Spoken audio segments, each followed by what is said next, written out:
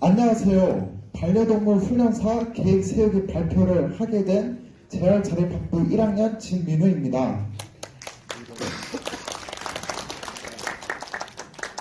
목차입니다. 먼저 반려동물과의 만남, 반려동물이 무엇인지, 끝으로 나의 반려동물 관리사 되기 프로젝트 순으로 발표하겠습니다. 반려동물과의 만남입니다. 화면에 뭐가 보이죠? 네, 시골 강아지입니다. 제가 반려동물에 대해 관심을 가지게 된 것은 지금 화면에서 보고 있는 강아지 때문입니다. 시골 할아버지 댁에 가면 오랜 친구처럼 항상 반갑게 반겨주었고요. 저는 강아지와 함께 달리기도 하고 공놀이도 하면서 강아지 훈련도 시켰던 기억이 납니다. 아마도 그때 강아지와 함께 놀면서 즐거웠던 추억이 제가 반려동물 관리사가 되려고 마음먹은 계기가 되지 않았나 합니다. 반려동물이란, 여러분은 반려동물과 애완동물을 구분할 수 있나요? 반려동물이란 인간이 집에서 기르는 개와 고양이와 정서적으로 교감하면서 인간과 더불어 함께 살아가는 동물을 말하고, 애완동물이란 인간이 동물을 소형으로 보고 즐거움을 찾기 위해 기르는 동물이라고 말할 수 있습니다. 결국 인간과 동물이 더불어 함께 살아가는 동반자로서 동물인지 아니면 동물을 인간의 소유물로 바라보는지 관점의 차이라고 말할 수 있겠습니다. 반려동물 양육가구 현황인데요. 2022년도 동물복지에 대한 국민인식 조사를 보면 우리나라 반려동물 양육 인구가 36.2%에 달한다고 합니다.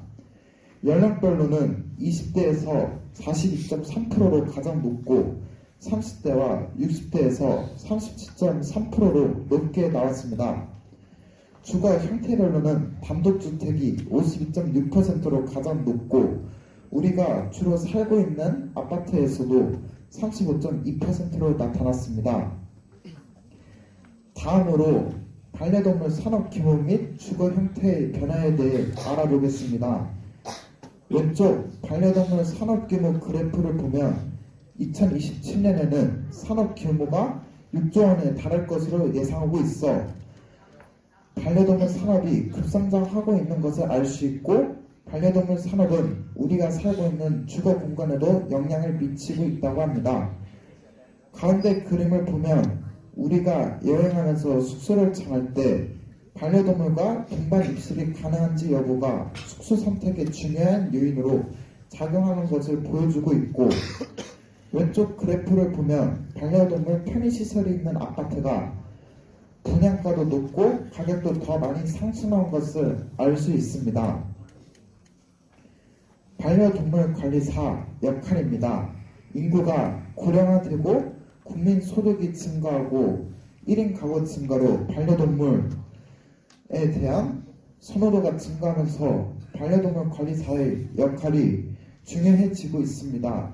또한 반려동물의 건강을 관리해주고 주인과 동물 사이의 관계 형성을 도와주는 전문 직업인으로서 관리사의 역할은 매우 중요하다고 할 수 있겠습니다.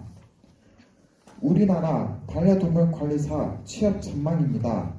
왼쪽 그래프에서 보듯이 앞으로 4만 개의 일자리가 생기는 것을 알 수 있고 앞으로의 취업 전망은 매우 밝다고 할 수 있겠습니다. 반려동물 관리사는 동물병원, 애견 카페, 동물보호소, 애견 훈련소, 애견 미용실 등 다양한 분야에서 일할 수 있고 자격증을 취득한 후에는 취업 전략을 잘 세워야 합니다. 첫째, 동물보호센터, 병원, 반려동물 훈련소 등 다양한 분야에서 경력을 쌓아야 하고, 둘째, 자원봉사 활동이나 관련된 교육이나 세미나에 적극적으로 참여하여 이력서에 다양한 경험을 강조해야 되고, 셋째, 면접 볼 때는 전문성과 열정으로 무장하여 반려동물에 대한 문제 해결 능력과 반려동물 관리사 자격을 갖추어야 취업에 성공할 수 있습니다.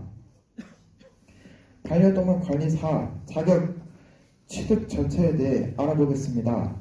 시험 과목은 크게 반려동물 학개론, 반려동물 행동심리학, 동물복지 및 법규, 반려동물 영양학입니다. 반려동물 관리사 1급은 이론 및 사례 안내를 중심으로 온라인 강의로 진행되고 자격증 합격 기준은 출석률 20점에 검정시험 80점으로 총 100점 만점에 60점 이상 득점하면 합격입니다. 다음으로 나의 반려동물 관리사가 되기 위한 겨울방학 프로젝트에 대해 말씀드리겠습니다. 자격증 취득을 위해 저는 한국직업능력진흥원을 선택했고요. 학습해야 할 온라인 강의 내용은 총 20강으로 구성되어 있습니다. 자격증을 취득하기 위해서는 효과적인 학습과 전략이 필요한데, 첫째, 자격증 시험에 맞는 주제와 유형을 파악하여 학습 계획을 세우고, 둘째, 온라인 강의를 통해 기초 이론을 학습한 다음 실무 능력을 향상시킬 계획이고, 셋째, 기출 문제를 통해 실전처럼 공부할 계획입니다. 끝으로 우리 동네 반려동물 서비스입니다. 서울시에서는 반려동물 돌봄 서비스를 시행하고 있다고 합니다. 반려동물 돌보미가 직접 가정에 방문하여 목욕이나 산책을 시켜주는 서비스를 제공하고 있다고 합니다. 그리고 우리 동네 동물병원에서는 취약계층 반려동물 진료비 부담을 덜어주기 위해 진료비 지원 사업을 시행하고 있다고 합니다. 저는 이번 겨울 방학 때 직접 방문하여 체험학습 해볼 생각입니다. 결론입니다. 반려동물 관리사는 전문적인 자질을 갖추는 것이 매우 중요하다는 것을 알게 되었습니다. 첫째, 반려동물에 대한 책임의식을 가져야 됩니다. 동물을 싫어하는 사람은 동물을 버리지 않는다고 합니다. 키우지 않으니까요.